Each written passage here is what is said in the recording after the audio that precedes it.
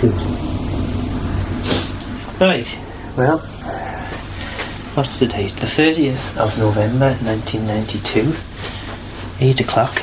Tyre Phil at Craignich. Marsty's sitting on the settee with us, all ready for a big play, and I'm talking to Annie about Mona Douglas.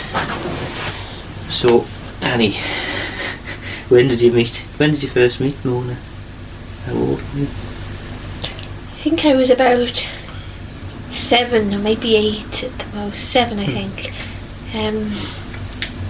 This was at Aeglagh Vannin, Aeglagh Vannin, which is in Mount Havelock in Douglas. I think it was number 1 Mount Havelock, the building, and I went along with taken with my mother and father and my sister Jenny to go to the Aeglagh Vannin, which was the children's Manx cultural organisation, I suppose, at the time. We didn't know a lot about it then. We just had heard that it was where you could find out little bits about Manx songs and dances. Whereabouts did you hear about it? Remember? Yes, my mother had gone to a Manx class which was held by the Board of Education in those days in Lord Street, and occasionally I used to go along with her. I used to sit there once or twice, though I didn't really understand what was all the Manx.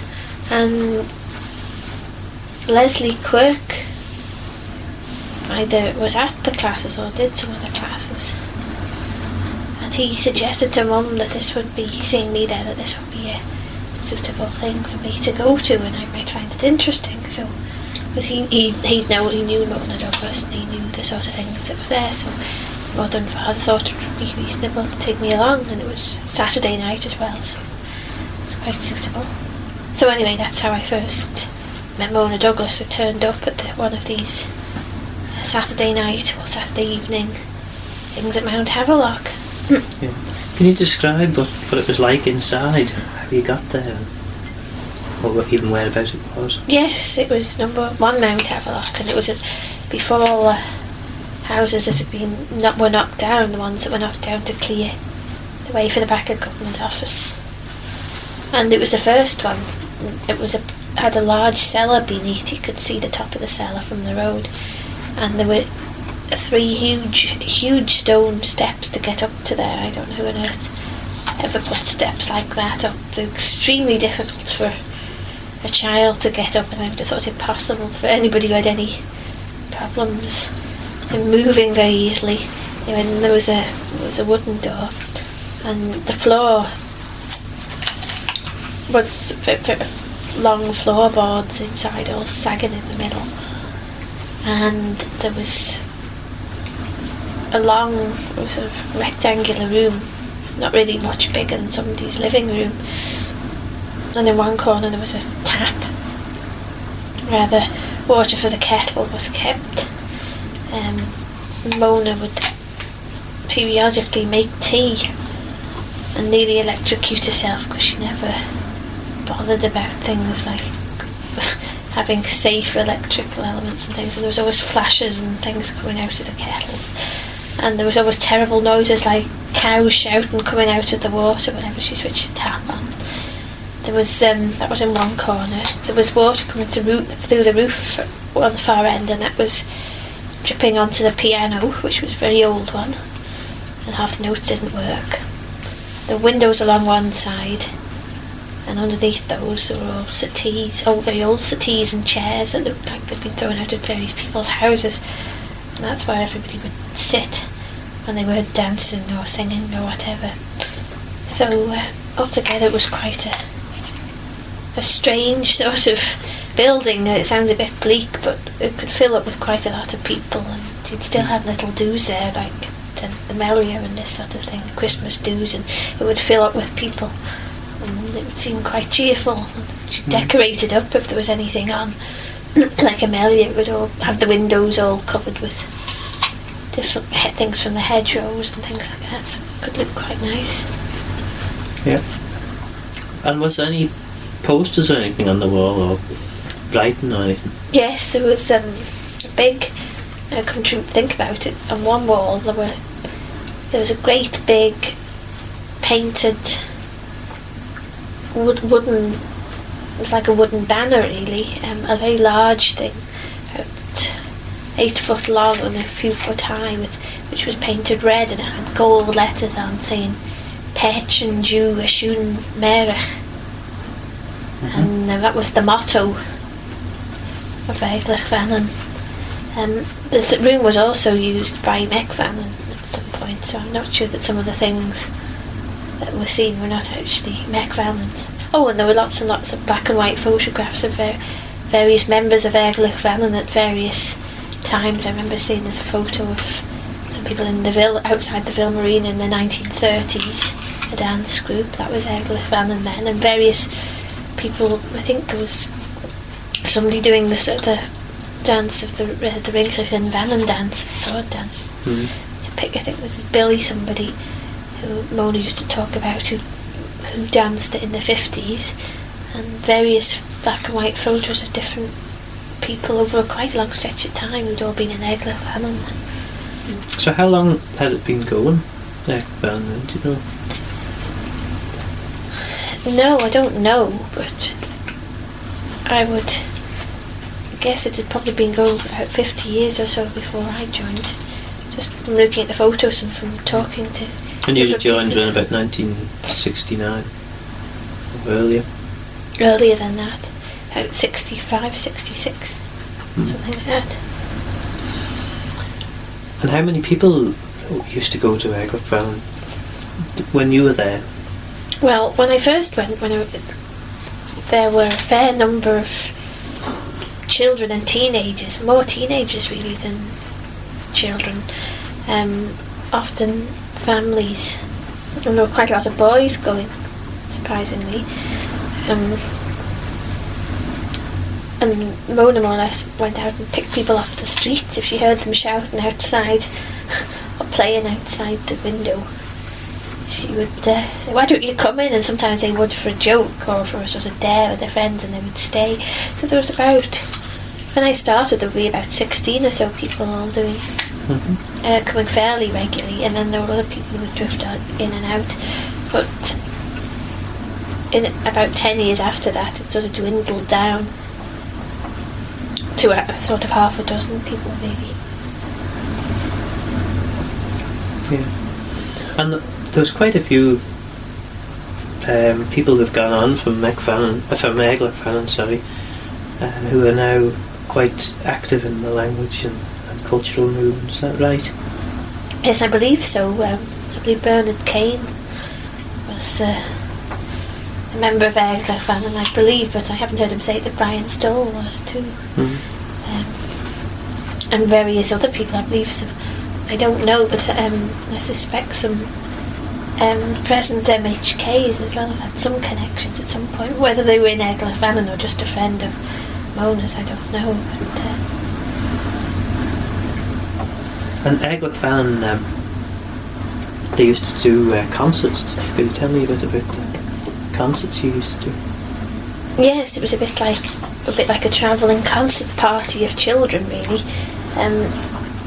Mona seemed to know an awful lot of people in various organisations, churches, chapels, various things, and they would occasionally ask her to put on some Manx entertainment of an evening. So basically she would bring up the group of children around to different places on the island. It would be church halls, it might be chapels or whatever, and we'd perform songs and dances, the ones we'd learned, and occasionally we'd do even an odd play.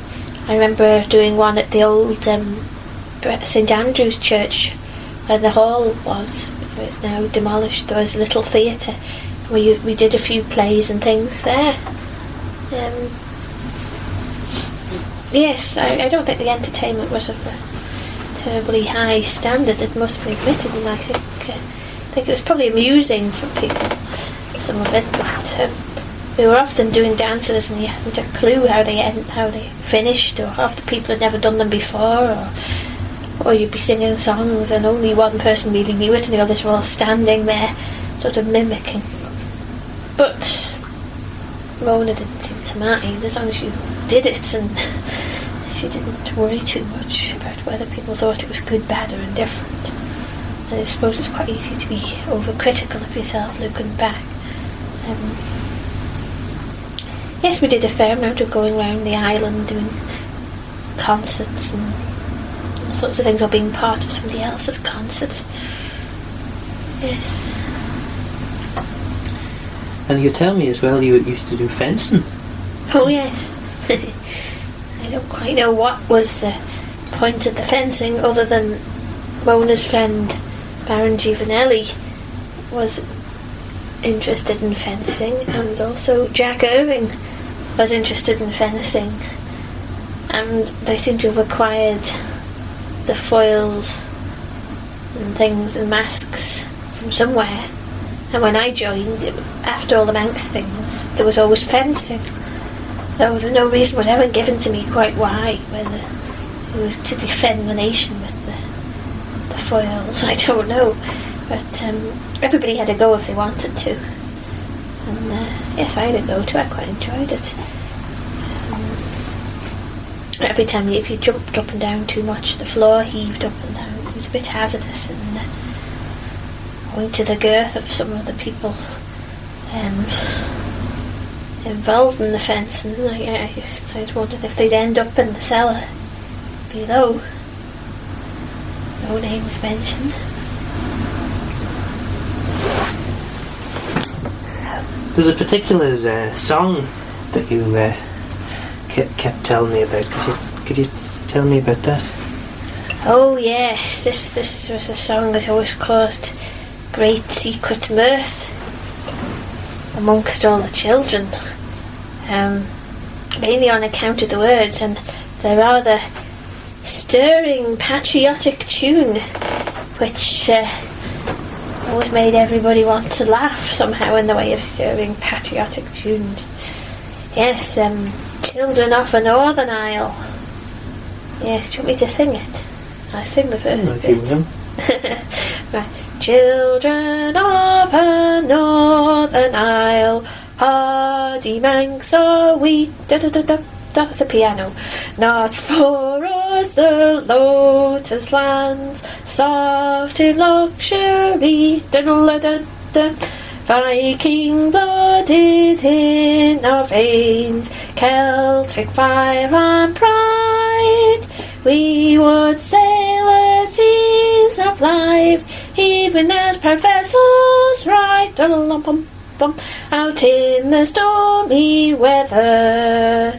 That's where we choose to be, breasting the hills together, sailing the tossing sea, taking our share of hardship, fighting our own way through. That is the way our fathers lived, that's what we always want to do. And so it went on like that. Very stirring Masty, thing. Masty the cat is very impressed with that, and he's perked up no end.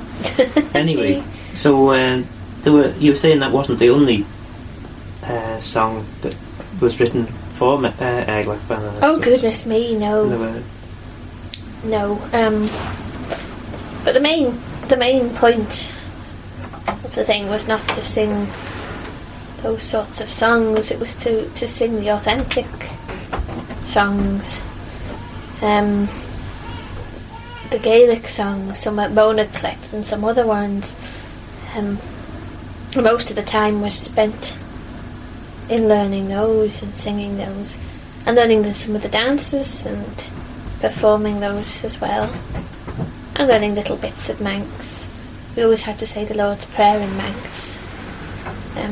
every week, which is one reason why I know it backwards, I think.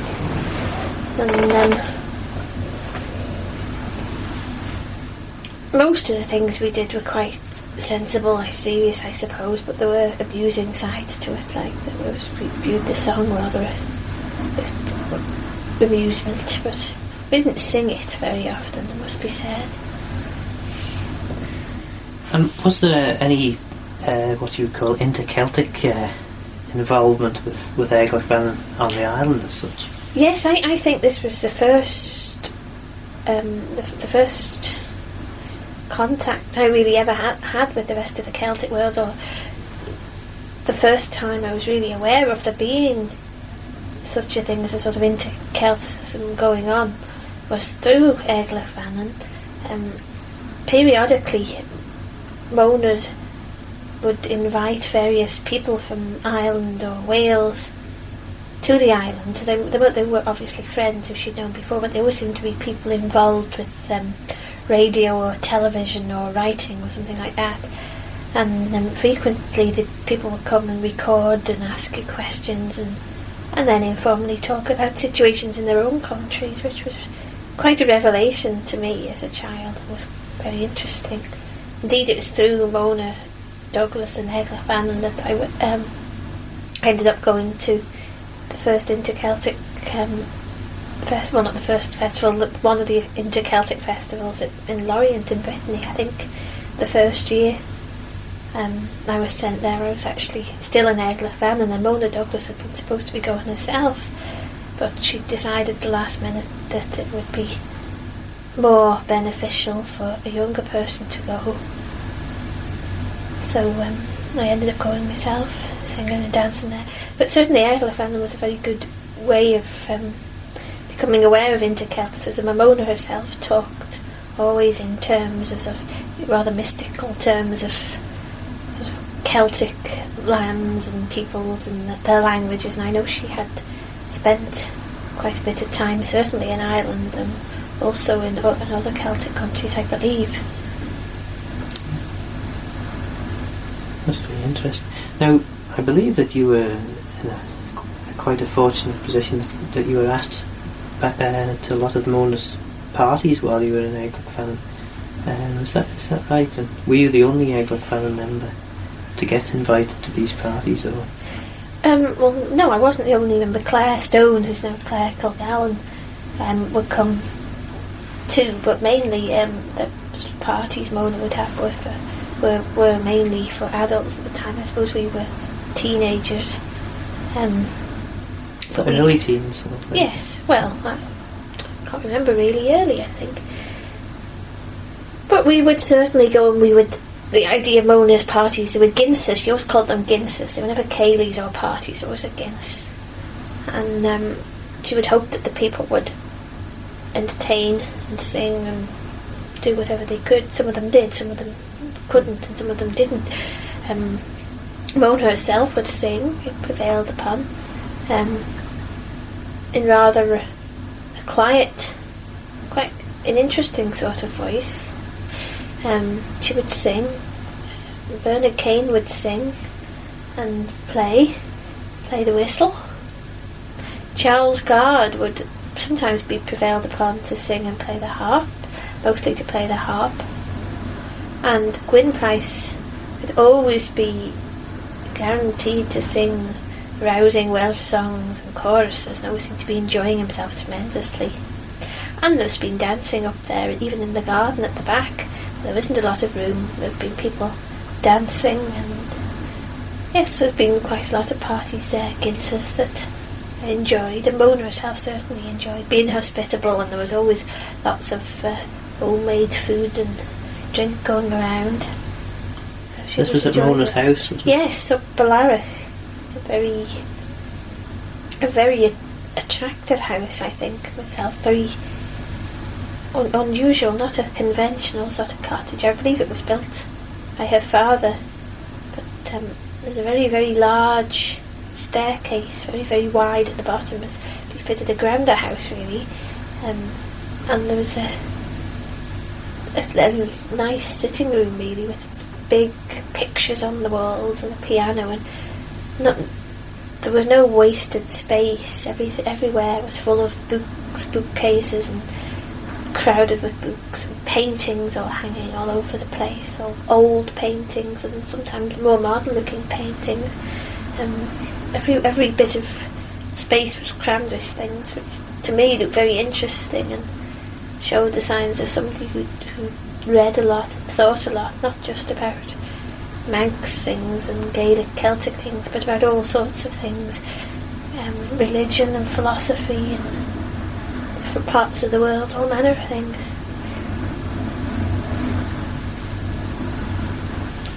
So, when did you actually leave Aeglagh Vannin? Was this when you went away, or? Yes, when I went to university. But prior to the 2 years prior to that, there'd only been a handful of teenagers going along to Aeglagh Vannin. But Mona was not despondent about that, because she felt that the work of Aeglagh Vannin was by then being reasonably well taken up by teachers in a lot of the schools. The Chruinnaght was starting to show signs of happening. So she didn't see herself in the role as a teacher. She always thought that trained teachers could do the job of passing on music and dancing better than she could as far as actual teaching things were concerned. She wasn't big-headed or felt she should have the monopoly of things, so she was quite happy to let Aeglagh Vannin sort of fade out gradually, because she felt she'd fulfilled a purpose at the time when it was needed, but that its time had passed, and that Manx things were spreading much more quickly than they had at any other time in her lifetime, and that she felt a lot more optimistic about the future.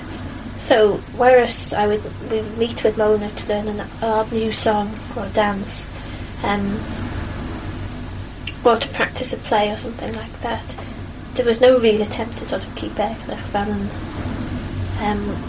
going to the end. It phased out. It didn't sort of suddenly stop 1 week. It sort of phased out naturally as we all got older and went off our different ways. But we still kept in touch with Mona, obviously for many years after that, as adults.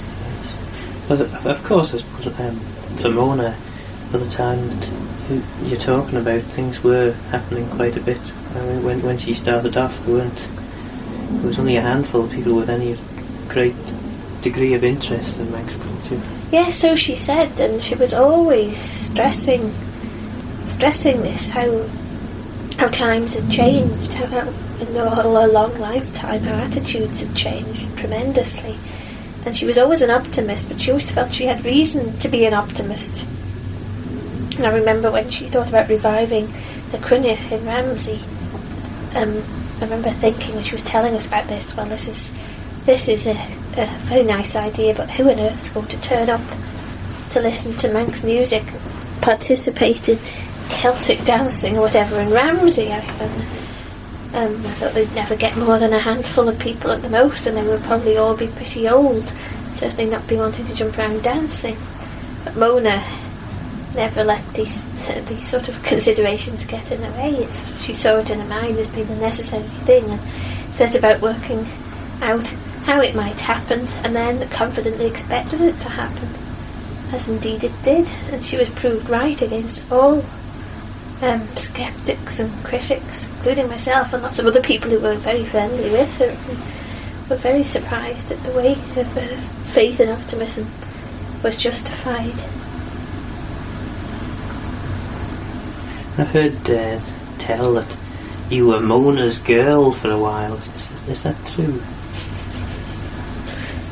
Well, Mona viewed anybody who sort of turned up fairly regularly to Aeglagh Vannin and did as Mona told her, because she was pretty bossy, as being her child or her girls or her boys. But towards the end, I think particularly, she viewed myself and my sister Jenny and Claire Stone as her girls, and woe betide if our mothers or fathers got in the way of anything that Mona wanted us to do. If she wanted us to perform in Laxey Fair and pretend to do a Manx wedding in Laxey Fair, we'd do it, whether my father wanted us to or not, or whether my mother wanted us to do something else or not. We had to do what Mona said, and what Mona certainly taught my own mother.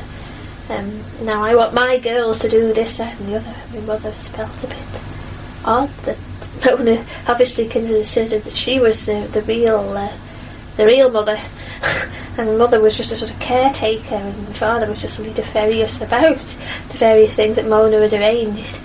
But as good Manx patriots, they should of course all acquiesce into this, was the generality. But it amused my parents rather than irritated them.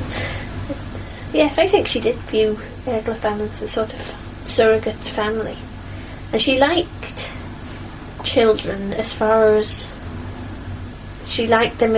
their capacity to learn and to find out about things, and in a way they were raw material to be taught things and shown things.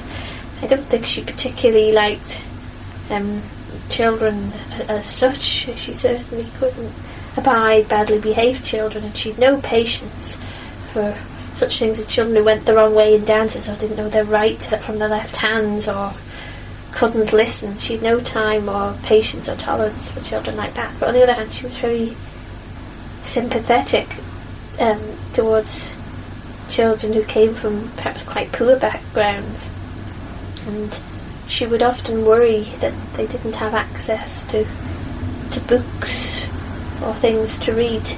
This really seemed to disturb her, that a lot of the children who came weren't able to read, but were not encouraged to sort of participate in the type of things that she herself liked to do, like to read and discuss ideas and this sort of thing. And she tried to, I think in a way, she tried to sort of provide an alternative sort of lifestyle for a lot of children and show them some different things in the life that perhaps they were living, where they seemed to be fairly neglected and left to just run around the streets. Yes, I think she was quite considerate and sympathetic to those sorts of things, but she's certainly very bad-tempered and irritable on other sides of things, and she could certainly make children cry. She would snap at them and burst into tears, and she wouldn't understand if the nerves or the fact that some of them didn't want to stand up and sing the solos at the guild. She'd find this extremely hard to understand, how if she taught them a song, why they wouldn't stand there and sing it, and if they burst into tears at the last minute, she wasn't at all sympathetic to them. She thought it was ridiculous and why didn't they get on with it. And that was a sort of no-nonsense sort of attitude that carried on all the time. And I think sometimes made it a bit difficult for people to talk easily with her, because she would be similar to adults. And if they appeared a bit nervous or said something a little bit silly, she would be rather snappy at them sometimes, which some people were not too keen on her because of that, I think. And do you think, I know this is not, probably not for you to say, to speak for Mona, but do you think that she had any great political idea behind the setting up of Aeglagh Vannin, or was it, I mean, you can't separate politics and culture, but do you think it was more a cultural thing than the political thing that she was trying to do? Well, it was a cultural thing, but I think for Mona it was more a spiritual thing in a way, because she became to view the word politics as a rather dirty word later on in life, although all her life was spent manipulating people in rather a political way for ends that some might view as political these days. She certainly wanted to foster an air of patriotism and love of the island, a regard for old ways, a knowledge of the language, a knowledge of the songs and dances. She wanted to revive Manx culture. Perhaps she wanted to revive it to something it never actually was. In a way, I think she confused her ideals and her visions with... No, she didn't confuse her ideals and visions, but what was presented to us as Manx, authentic Manx culture, perhaps was mixed in very heavily with her ideals and visions of what she would want it to be. I think she was very heavily influenced by the sort of Celtic Twilight movement, and movements at the beginning of the century, sort of romantic Celtic nationalism.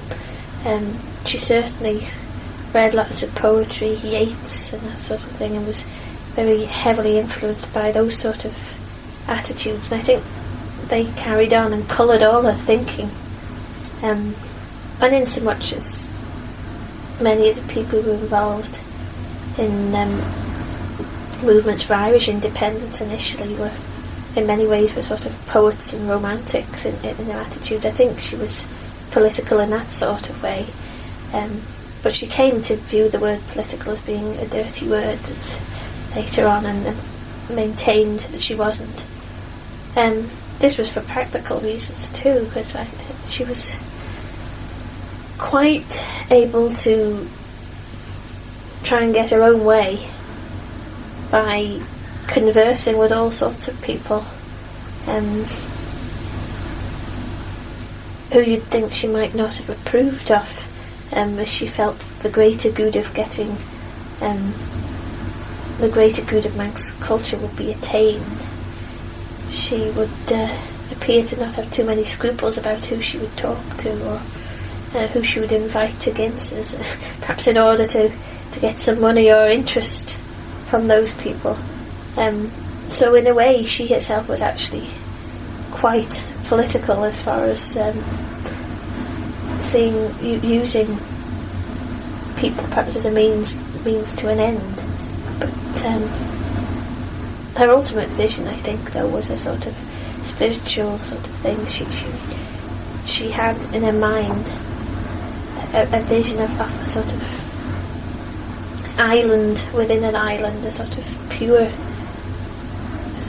form of Manxness that probably never really existed, but towards which she would want to work, I think.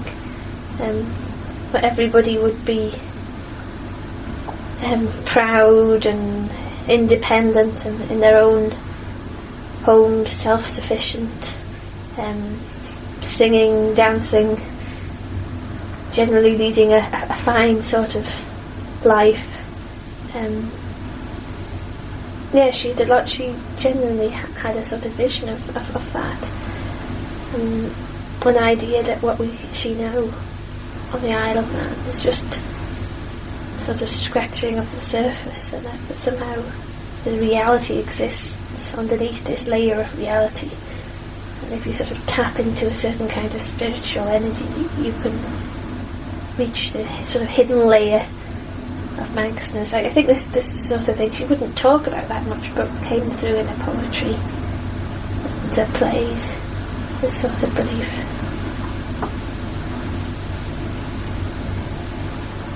Well, on a different subject altogether, well, not entirely different, can you tell me a little bit about the beginning of the Chruinnaght and what Mona was thinking or your memories of the beginning of the Chruinnaght, what Mona was doing, what various people were doing?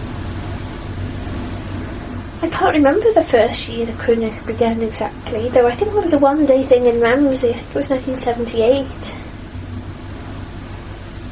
Not sure really, because of course I was away from the island quite a bit at those times because I was at university from 1977 onwards.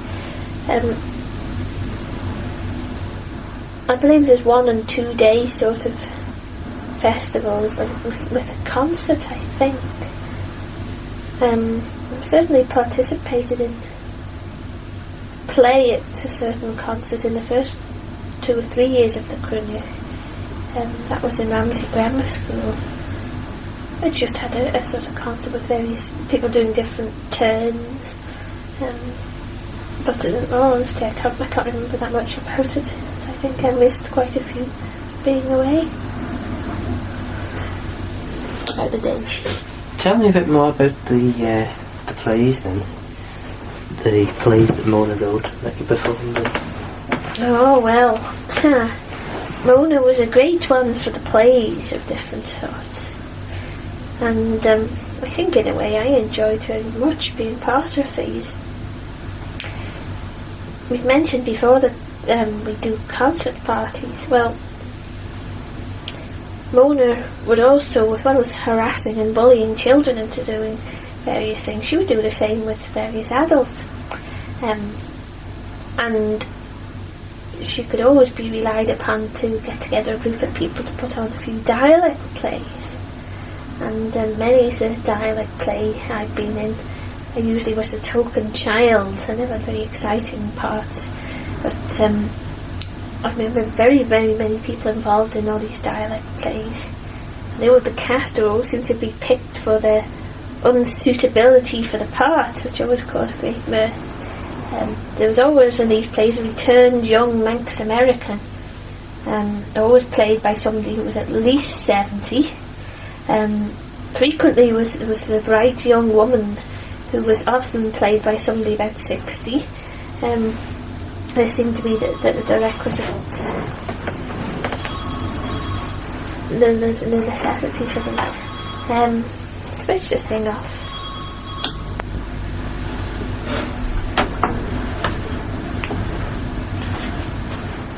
So, you've told me a bit about Mona Douglas. Lewis, you were saying that you learned a bit of Manx from Lewis Crellin.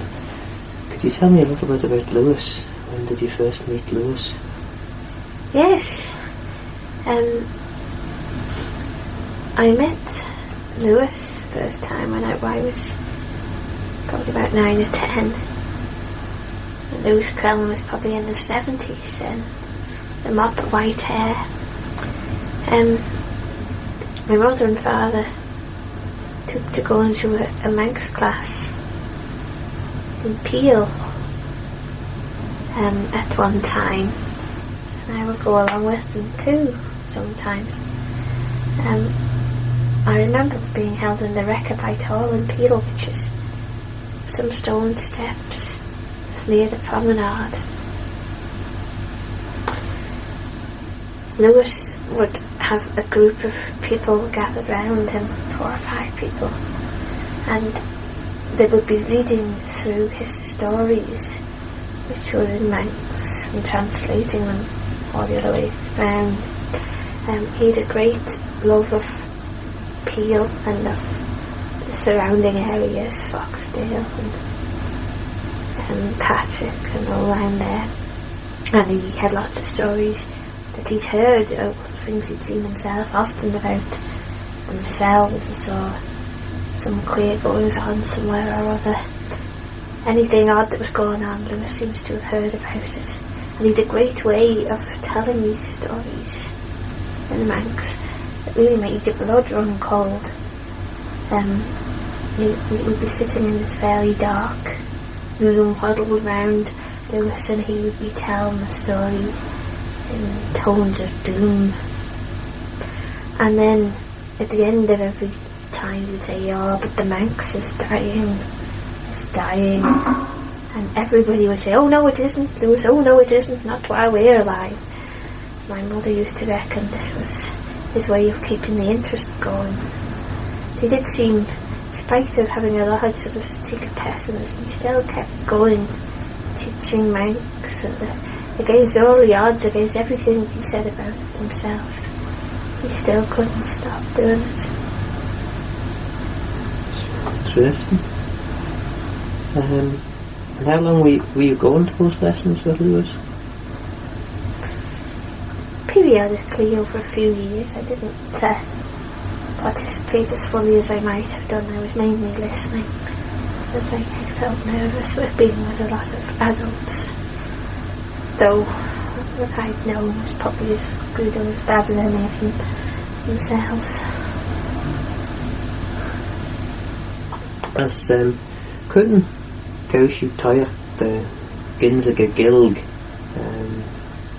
well, the Lord Gilg cat. Oh, and now we do know Shen first. Well, for the they're quite blind now, the hen.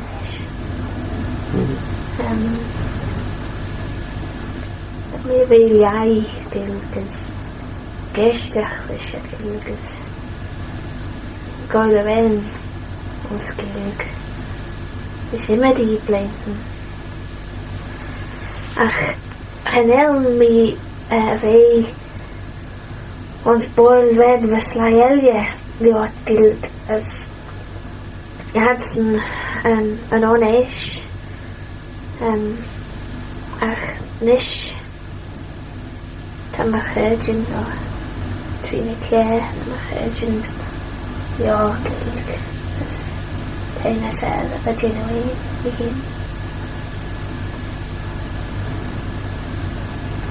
As cyrraedd tú ysmwniad yn iawn yn gil gos y trer a hyd yn ysmwniad yn feid yn dyn.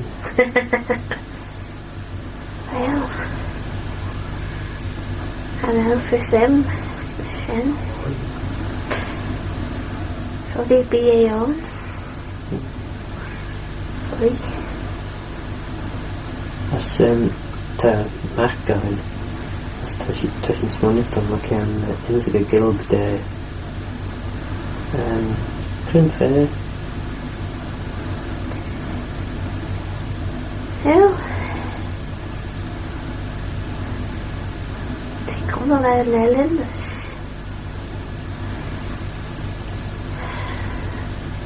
Tan Chenya na Alien. Chenya dwi'n sarfega. As ta sy'n gwneud o'n sgwynnish, as na'ch fel sy'n bod so vi har gilg. Gilg, ja.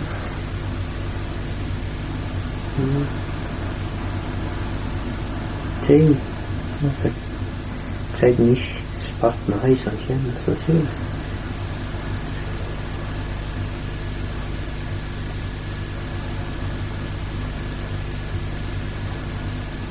Een ski.